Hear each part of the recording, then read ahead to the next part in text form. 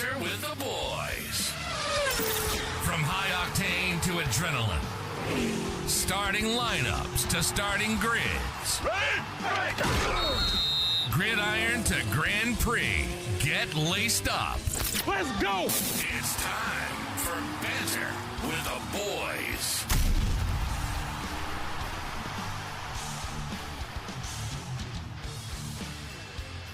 What's up, everybody? Welcome back to Banter with the Boys. Fast laps. First race of the season is come and gone, but first let's get everybody in here. Joe, how we doing? How we feeling?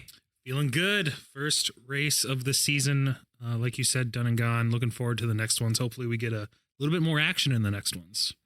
I agree, man. It wasn't the most exciting race, but we'll get into that. Cole, how you doing? How you feeling? Good, man. Sunshine and beautiful day. No place I'd rather be. I 100% agree with you. Unfortunately, Mr. Smeltsy is out sick today, so it'll just be us three manning the ship. But let's get right into it. Bahrain, the season is upon us, and it is off to a bang. Wasn't the most exciting race. As we all know, Verstappen took home the dub, as we all kind of expected. But what are your initial thoughts on it, Joe?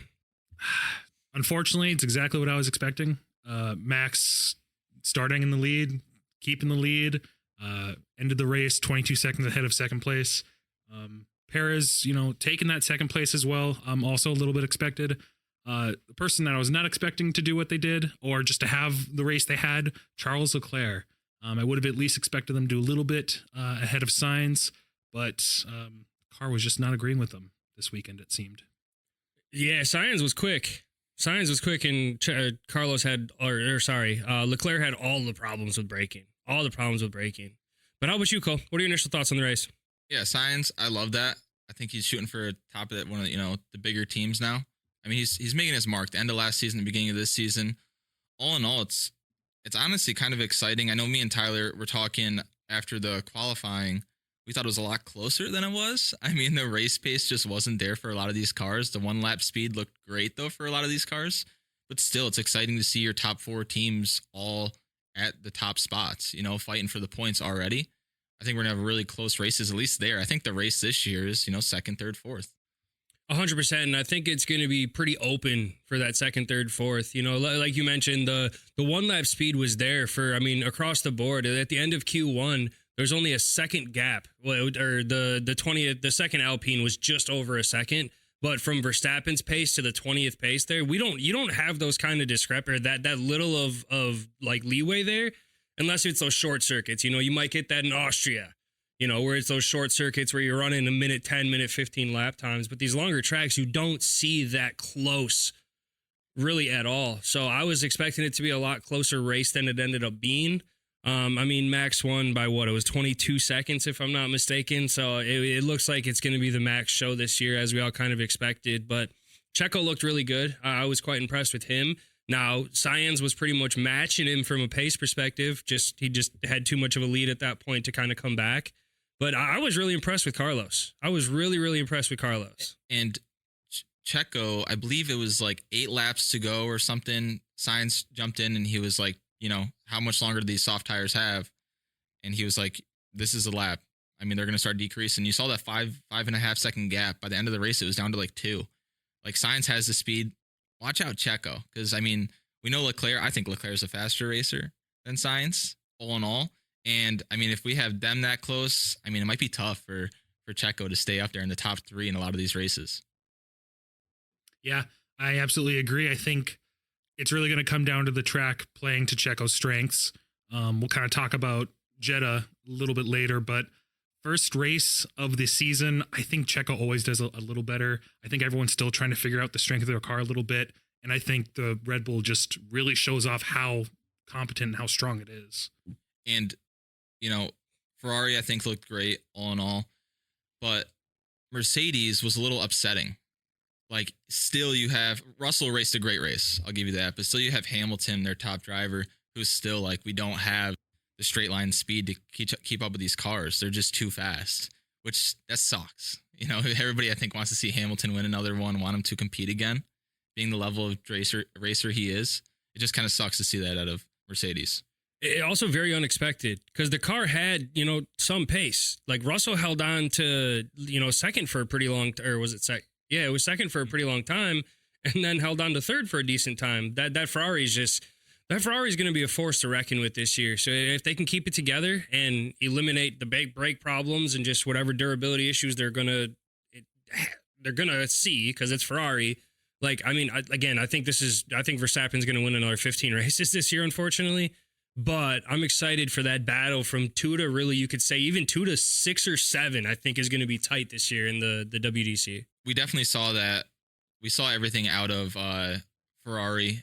And I mean, yeah, I don't know. I really like the race pace of the car. The car looks great. Obviously, we're going to jump in here with, Leclerc with his braking issues. But I mean, it was a couple times it was hard. And I think it was turn 10.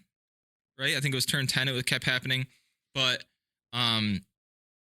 he's locking up. But by the end of the race, he figured it out. So I think a lot of that, and especially with Hamilton and like these kind of racers, we may be jumping out a little too early on this because a lot of these racers, it takes them a couple races to get underneath the car and really feel this year's car. Yeah, it's like I would agree with you from like a Hamilton perspective. I just don't think he's been comfortable in that car for 3 years now, and it's the same. I mean, it's a new car, so it's a new concept. For Ferrari's perspective, yeah, they'll fix the braking issue. I think that was more Charles just not giving the car a little bit too much trust. He was trying to take that hairpin turner, which you have to take slow. I hate that turn in the game. It's just the worst. But he was just trying to go in too fast, and so many drivers were doing it on that turn. So many runoffs there. But what worries me isn't so much like the braking issue with Ferrari.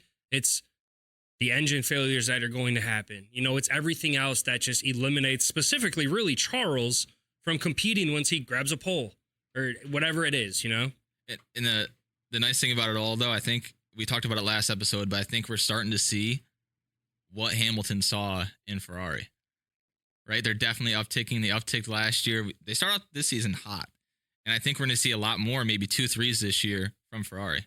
Yeah, I agree. I mean, I don't know about you guys, but I'd be comfortable saying Ferrari is number 2, constructors at this point, at least. 100%. I still think we have a lot of season to go. I think just like last year, McLaren has some room to grow and improve. I think right now we see them fighting Mercedes pretty much neck and neck. And if history is to repeat itself, I think we have a pretty good fight on our hands by the end of the season. Yeah, I agree. McLaren came out a heck of a lot stronger this year than last. That's for sure. You can tell that they continued some improvements in the car. There were leaps and bounds. That's the thing is the top 4 teams, who finished 1 through 8, being obviously Ferrari, Red Bull, Mercedes, and McLaren. I think they are leaps and bounds ahead of everybody else. Even Aston. Aston did not look good at all. I mean, Alonso wasn't even fighting. He didn't even have elbows out, and that's not Alonso. So he had to have been given direction. Just let him, the car's not there. So whatever improvements McLaren made last year seems to just keep going. And Aston, the downfall that they had, doesn't seem to get any better. It's fun. Obviously, it would be a lot closer, like the 2nd through 4, like we're seeing. But I think we're going to see some cool and interesting fights this year from 5 through 7, too. I think we might not see, Aston or Alpine. I don't think we're seeing Alpine maybe fight for 8th. I don't think Alpine's going to be able to fight for 11th or 12th right now with where that car's at. It's bad. And they're like 11 kilos over the weight limit. And they can't take any more paint off the car. It's all carbon fiber as it is. Yeah, I was talking about the constructors, 8th or 9th in that spot. Oh, gotcha. Yeah. Yeah, I mean, that Haas looked quick. Mm-hmm. That Haas looked quick. I'm telling you, start of the season, Haas always looks a little bit better than the end of the season. I don't think they're going to keep it. True. But, yeah, man, Alpine, what is going on? Yeah, I mean, even that Sauber, that stake, with Ganyu, I don't know, Guanyu. The driver that's not Valtteri Bottas on Sauber, finishing 11th. Like, I wouldn't have expected Sauber to be 11 through 15 even. Yeah, I think we're going to see the Racing Bulls, Sauber maybe not to the end of the season. Right now, we might see them a few races. And then the Williams and Aston Martin are going to be fighting for that middle pack. And, I mean, I think with Albon being on Williams, that automatically puts them above everybody else, in my opinion. I think the only exception, eliminating Aston from that conversation. I think in my opinion, there's a gap between those top 4 I mentioned, and then Aston, and then the other 4. It's Red Bull is in tier God, and then it's the other three. Then I would put, Aston and then the bottom pack, right? VCARB, I think, could get there with Williams, or I'm sorry, could get to Aston's level this year. I think they have the driver talent, and if Red Bull says what they're going to do and actually wants to develop that car and see what they have in those drivers, then they should kind of bridge that gap a little. But, speaking of VCARB, Yuki and Danny Rick with some post-race drama, boys. What are we doing? I mean, in my opinion, though, I'm 100% with Yuki, where it's like you shouldn't have called for the team orders at that point. You're not going to catch, if you catch Magnussen, great. You're not catching Zhou. He was 6 seconds ahead of Magnussen. So it's like even on the softs, there's just not enough time where you're going to close that gap, where when you're looking at the future of that Red Bull seat, the prime position, where if it happens to be where Danny Rick has 2 better finishes this year, and this might have been the one tying one or whatever the case may be, where that could be a deciding factor. I totally get Yuki's frustration, but the post-race antics don't help you get that Red Bull seat. I completely agree. Kind of talking during the race, I kind of disagree with you. I'm kind of on Team Danny with this, only because the team orders, I don't love team orders in general. I think a lot of the time they just create more friction. I understand why they need to happen sometimes. That was probably not a great situation for them, but you should follow them if they're going to get your team points, or if you think your team is going to get points from them, you should follow them. Yuki didn't abide with them or listen to them for a couple of laps. It was just one. It was just one? It was just one lap. Okay, just one lap. Didn't follow that for a one lap a little bit, running down Danny's tires a little bit. Danny definitely wasn't able to catch up after he did give that spot up. So I think both sides of the story kind of can be told a little bit differently. But yeah, those post-race antics back to the pit lane, crazy. Yeah, and hold on, let me rephrase that. I agree that Yuki should have followed the team orders. When you're given that direction, you have to follow it. I just don't think it was necessary. Sure. If that was for the 11th spot and you have the chance of getting that 10 spot for points, take the chance, right? But go ahead, Cole. Yeah, so I'm going to disagree too, because I don't think they're doing that to try to get 10th there. I think Yuki's had the battle with Magnussen. He's not winning the battle. Let's see what Danny Rick can do. I think we got to see how this car and which driver can compete and get those passes, because there is going to be a time down the road here in a couple races where you're going to have that spot where it's 11th through 10th, and if they're both sitting there, who are we sending through? What's the team orders? Who are we sending through? They know they're not getting points, but which race are we riding with this year? Yeah, I don't know. I mean, because they came out and said afterwards that they were just trying to get to that 10th spot. So I totally get your point. I mean, I could see that. But and if you're in the spot for points, I don't think Yuki's even frustrated at that point, because Danny's on softs.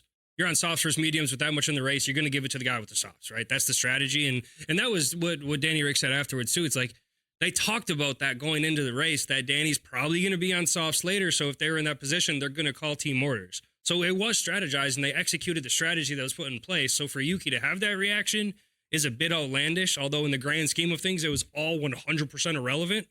It's just like, you can't be mad when that's the strategy going in, too.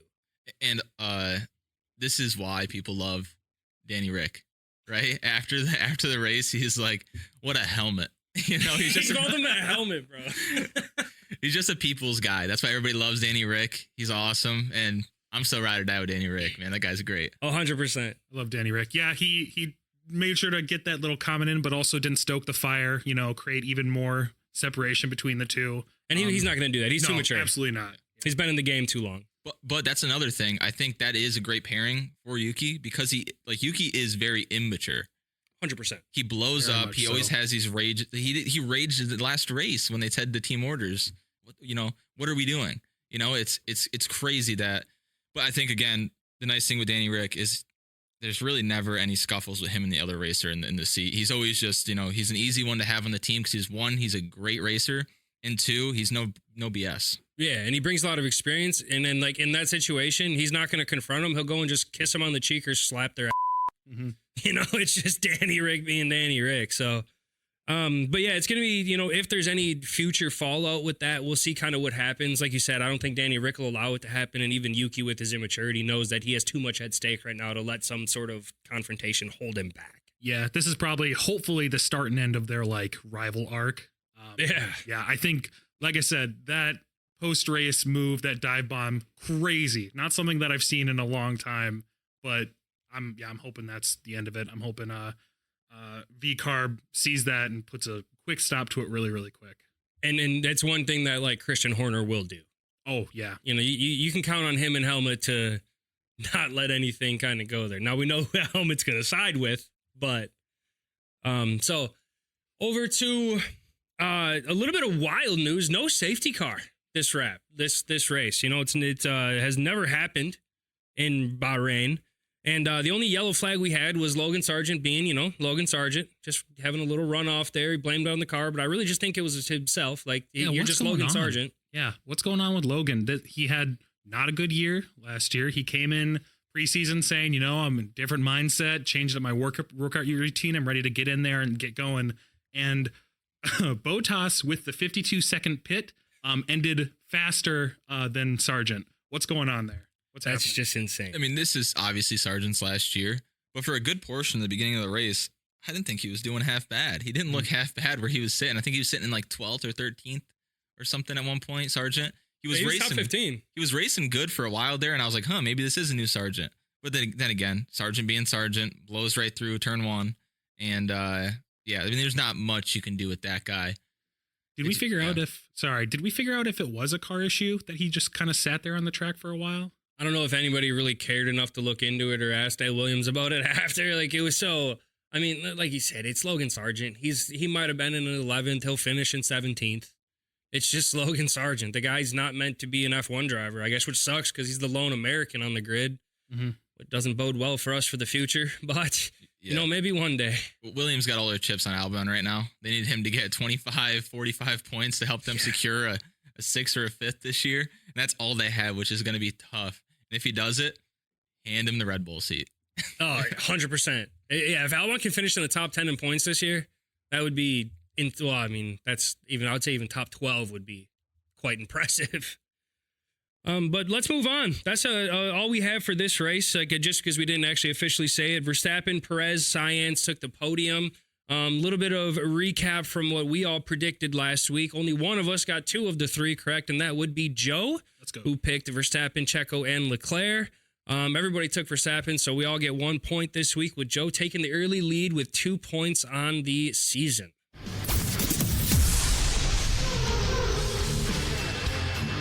Well, let's jump into some news. We're going to start with some hot news right now.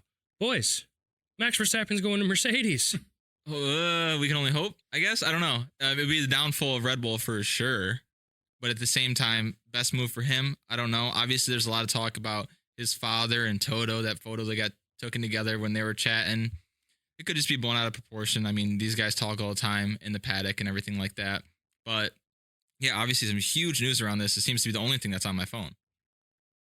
What an insane move if that were to happen. I just, even after all the news that we got this past week, all the turmoil that Red Bull is seeing right now, I just can't see Max wearing that black and cyan. I just can't see it. I don't know, look kind of good on him. I saw a CGI thing or something where they put it on him. He looks cute in black and blue, dude. He do look pretty good. But yeah, it's just interesting that it's smoke season, you know. And then you have the footage of Joe Verstappen and Christian Horner having a heated exchange after the race, with all the speculation with Horner right now being the root cause of it, apparently. And then, you know, there's news that Ford's pulling out of the Red Bull deal too. It's just, I don't know. It's so hard to believe any of this right now just because of the season we're in.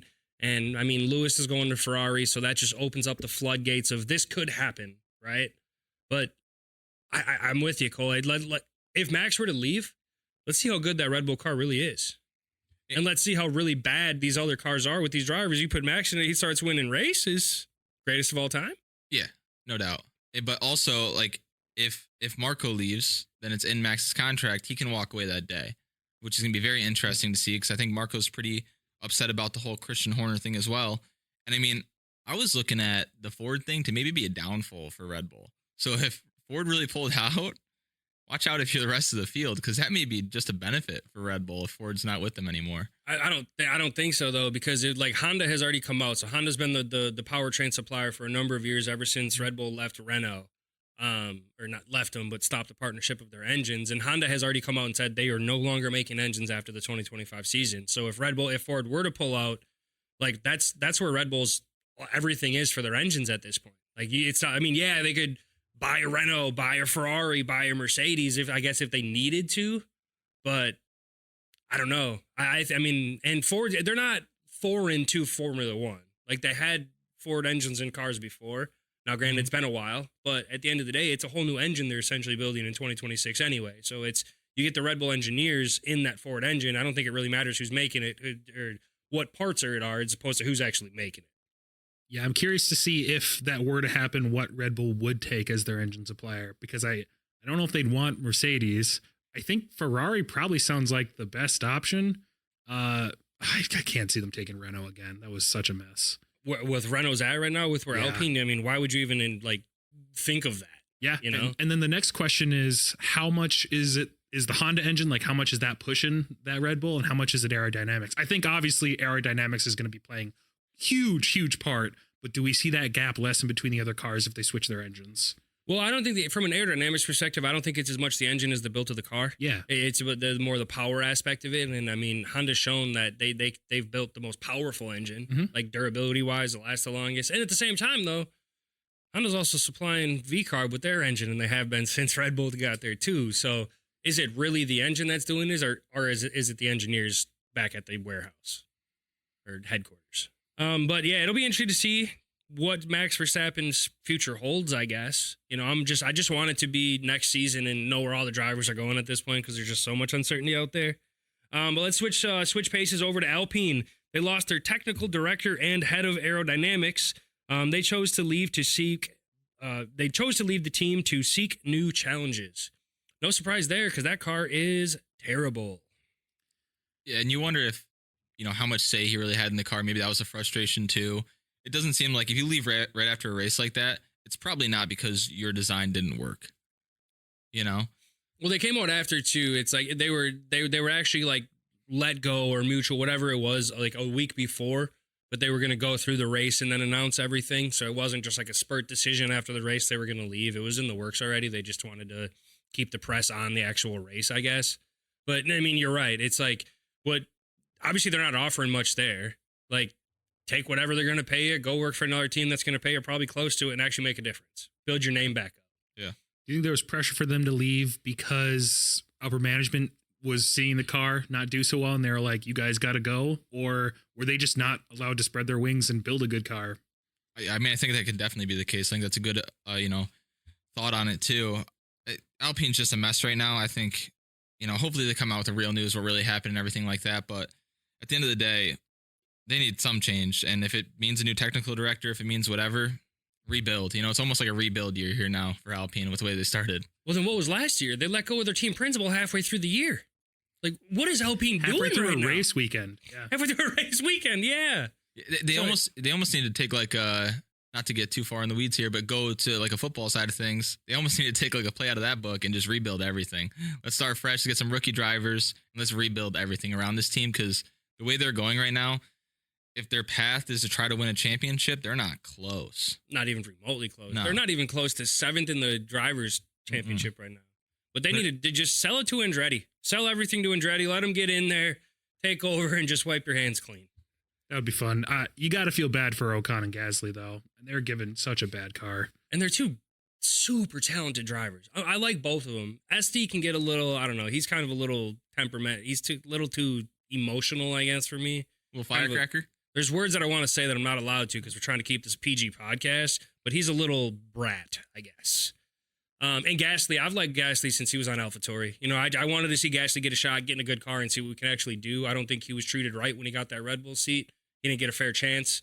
And I've always been a fan of Pierre, so I would like to see him in a good car.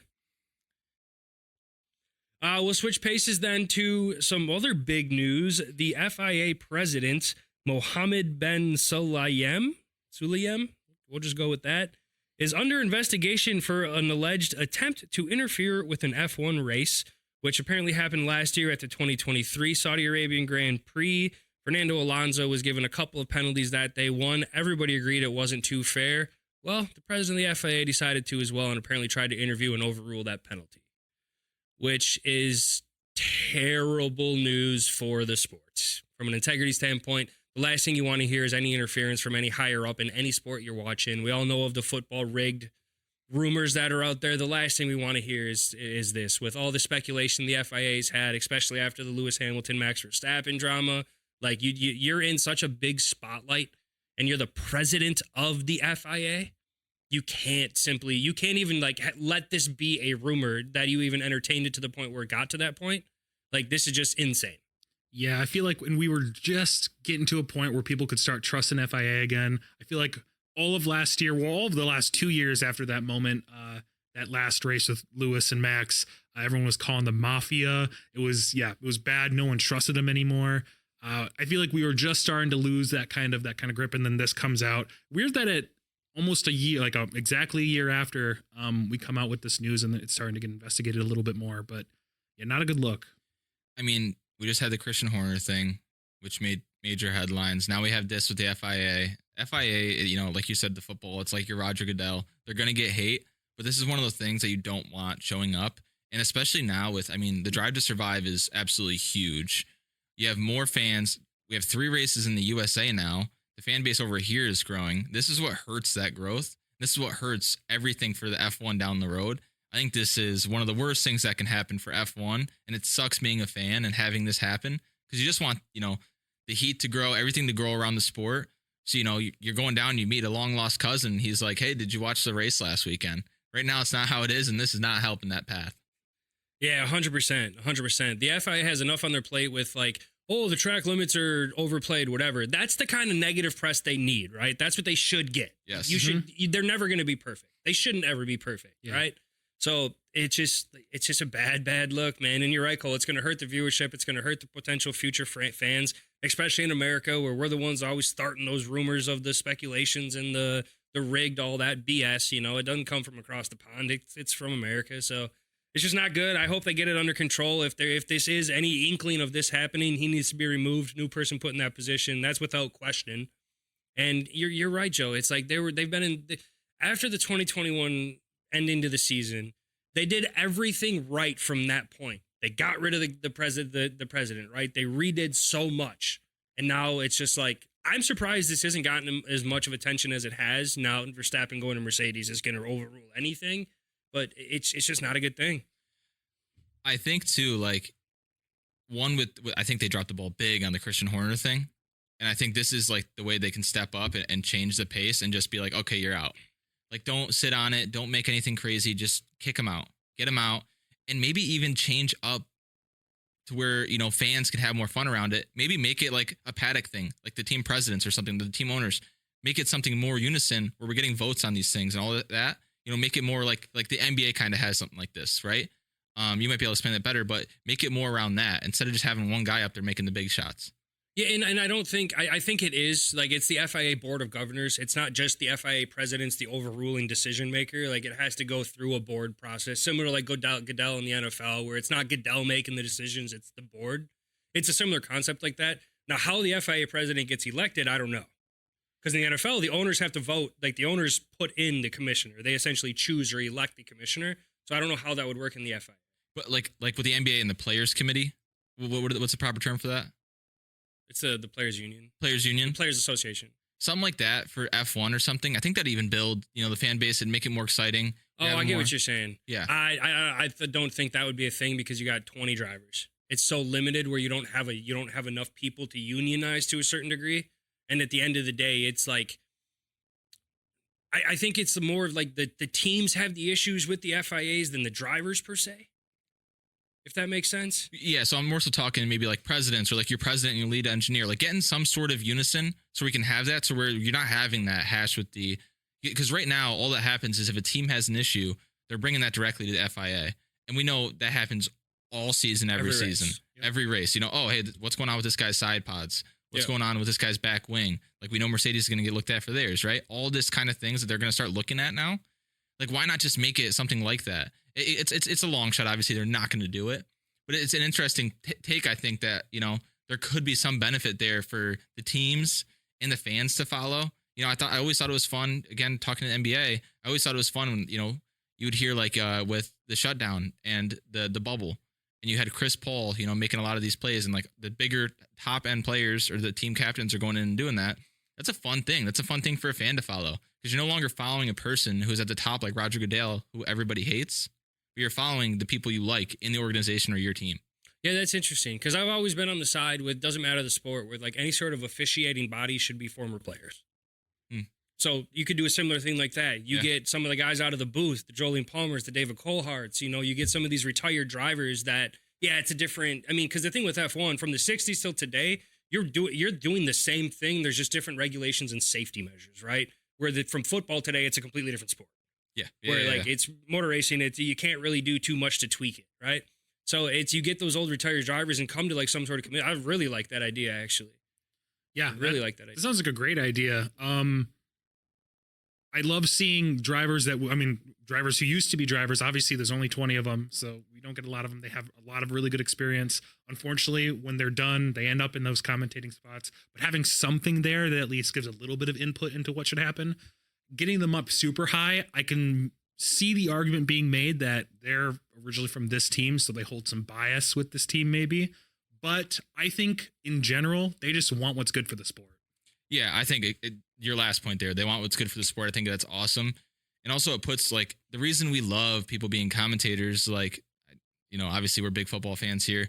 But like Tony Romo, I love when he commentates because he knows what's going on. He's reading the plays like an actual player, and having that in the F1 race is awesome. Like listening to those commentators. I love it. So having that also in the FIA and understanding what's going on and making more clear and concise decisions other than people that haven't raced the car, I think it could just be beneficial. Yeah, I'm 100% on board with that. 100% on board with that. But going back to the point here, they need to have an extensive investigation into this.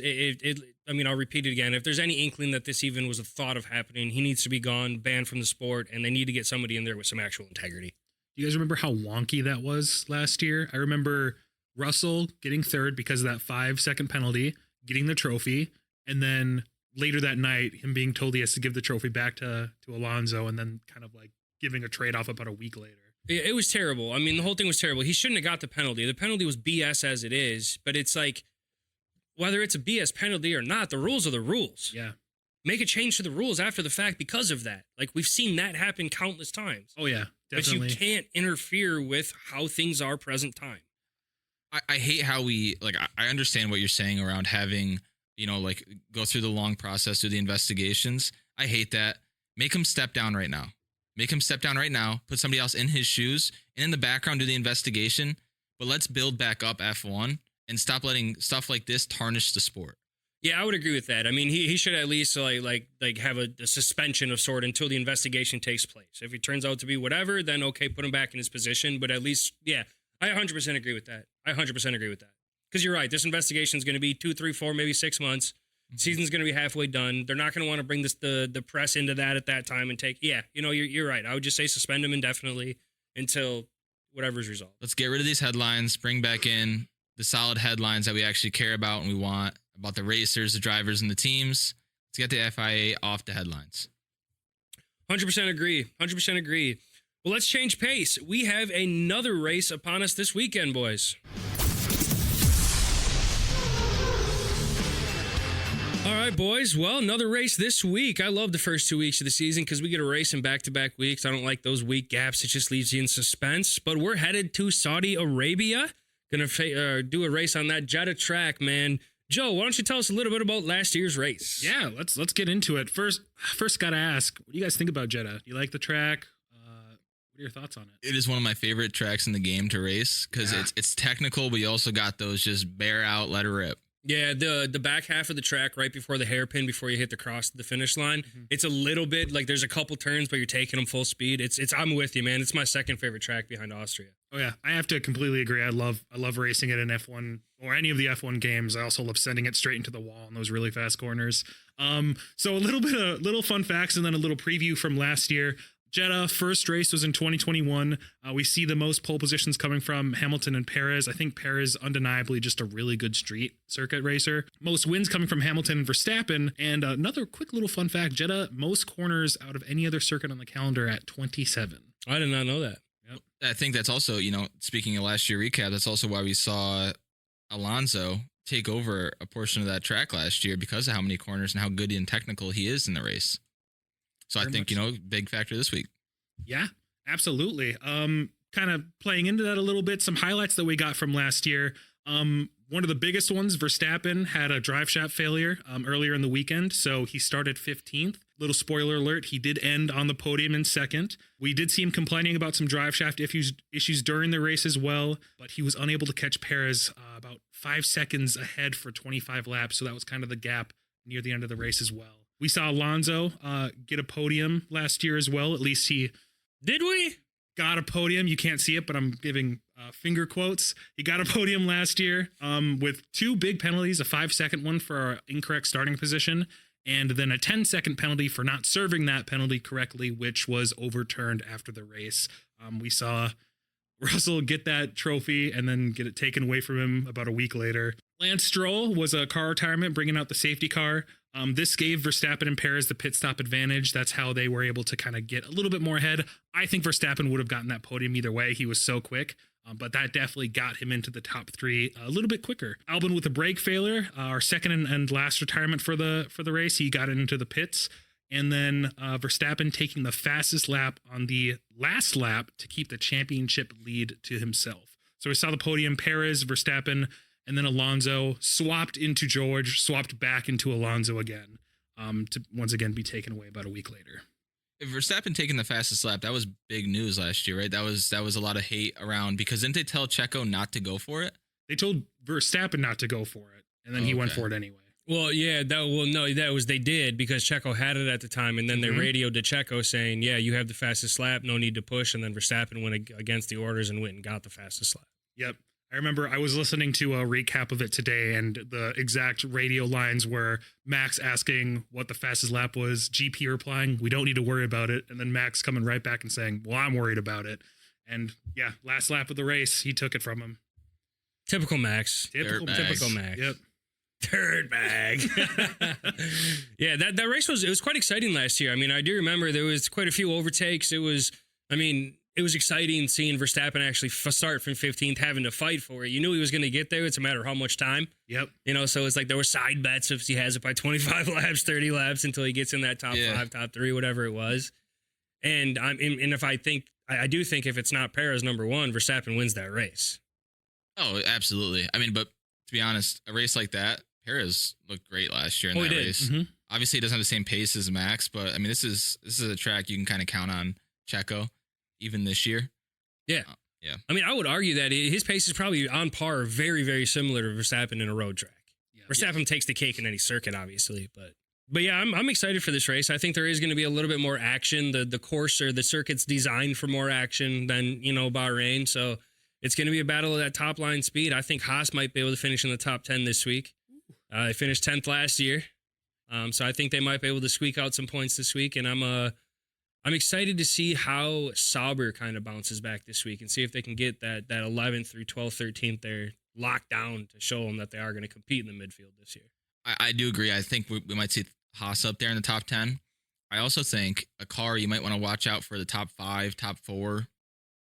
Not a podium, but top 4 maybe is McLaren. They have really nice top line speed, and Mercedes doesn't have that. This could be a really rough race for Mercedes to drop down in the Constructors' Championship because they don't have that top line speed. We might see them 6, 7.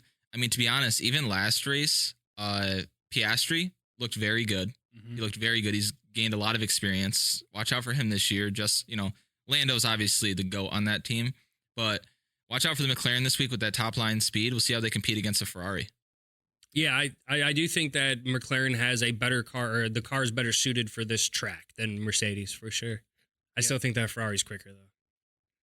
Yeah. I still have Ferrari on my podium, but it is interesting. We'll see how it unfolds. I think, right here though, we're going to see a change, I think, from Mercedes and McLaren in the constructors, which will be big. And yeah, I think it's going to be a fun race all around. I think we're going to see a lot of the turns on this race are always fun. Even coming off on the first turn right there with that back-to-back. I mean, it's a super fun turn every year. Super technical. And every year you have people bumping into each other, people messing up, and people like Alonso last year taking overlaps and stuff there, passing people because it really favors the veterans who have raced this track a lot. Yeah, there's a certain line you have to do to get it fast, and those vets definitely know it.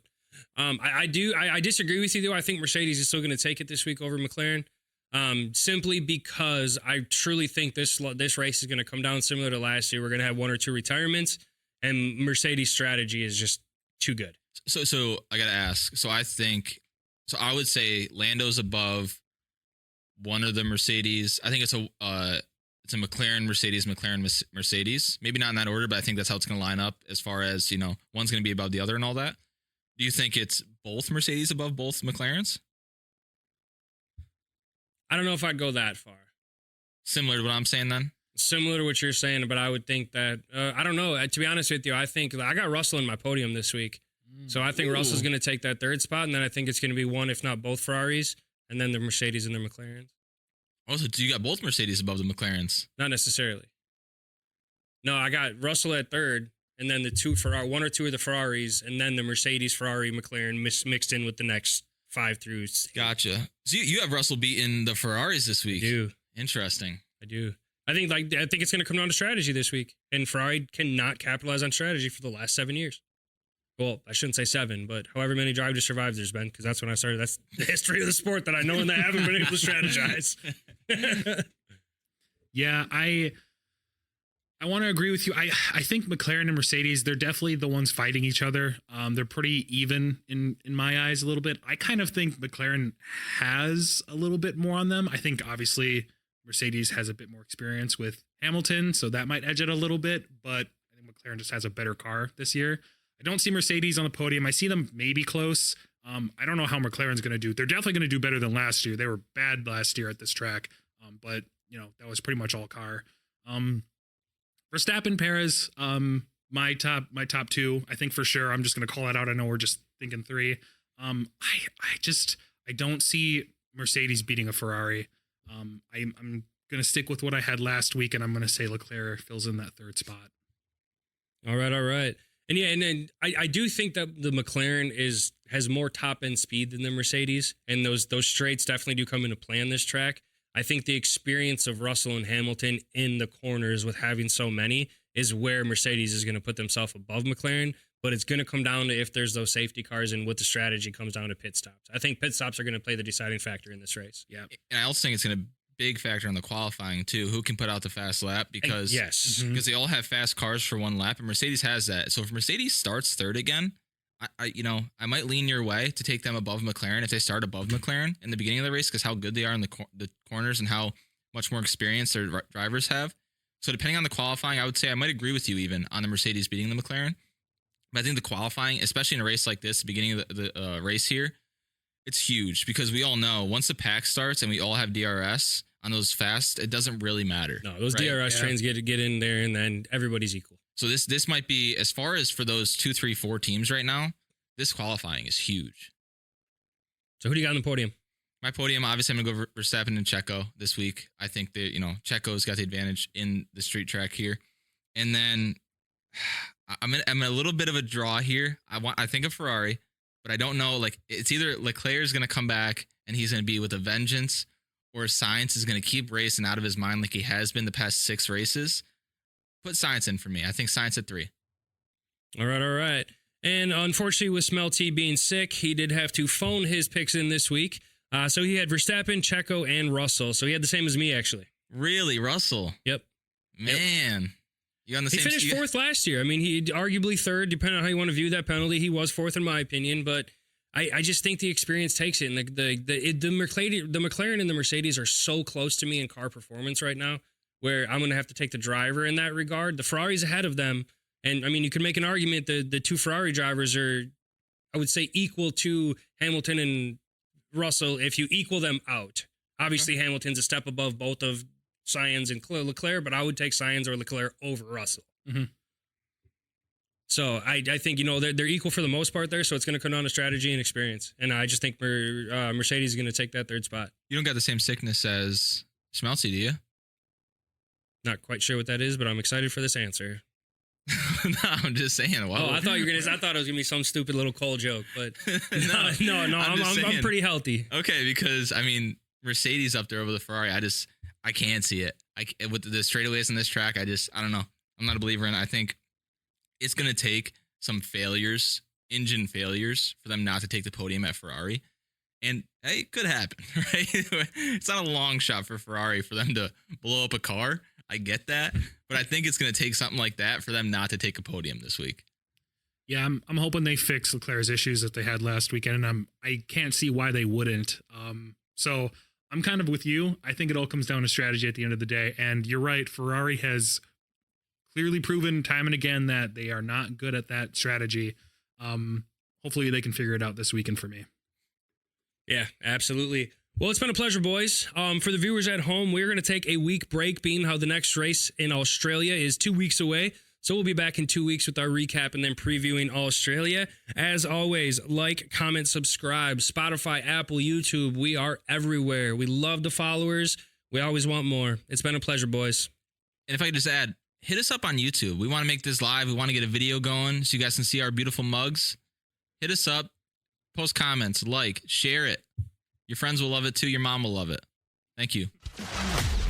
Don't forget to follow, like, and subscribe. Tune in next time for more Banter with the boys.